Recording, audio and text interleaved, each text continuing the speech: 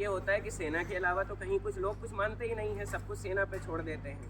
तो उस विषय में मैंने एक कविता लिखी है। Basically I am a physics teacher, I prepare students for medical and engineering, but I love this poetry, Hindi poetry.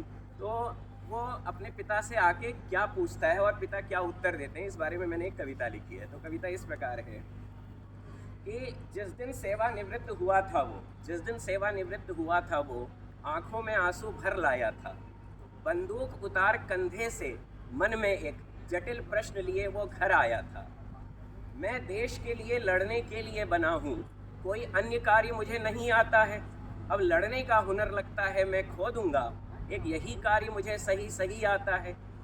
जो लक्ष्य लेकर मैंने जन्म लिया था वह प्राप्त हो गया है ऐसा लगता है। निरुद्देश्य होगा मेरा अब बाकी जीवन, कहो तुमको भी क्या ऐसा लगता है। तो अपने पिता से कहता है कि निरुद्देश्य होगा मेरा अब बाकी जीवन, कहो तुमको भी क्या ऐसा लगता है।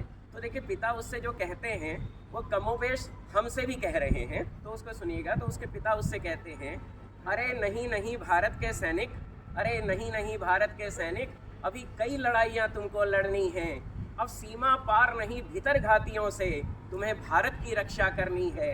हर तरफ फैले भ्रष्टाचार में जब भारत को बंधा तुम पाओगे, हर तरफ फैले भ्रष्टाचार में जब भारत को बंधा तुम पाओगे, राष्ट्रगान तिरंगे के तले जब तुम क्रोधित स्वर में गाओगे, लोकतंत्र को बाहुबलियों के तुम जब इशारों पर नाचते पाओगे, वंचितों शोषितों के अधिकारों को तुम जब दम तोड़ता देखते जाओगे, दोगले तर्क बार बार तुम देखोगे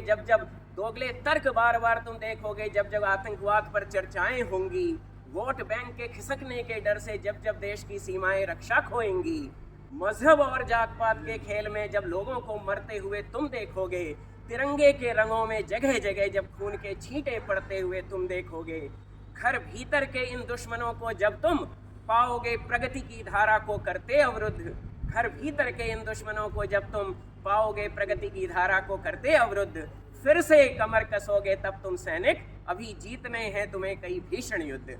फिर से कमर कसोगे तब तुम सैनिक, अभी जीतने हैं तुम्हें कई भीषण युद्ध। बहुत बहुत धन्यवाद।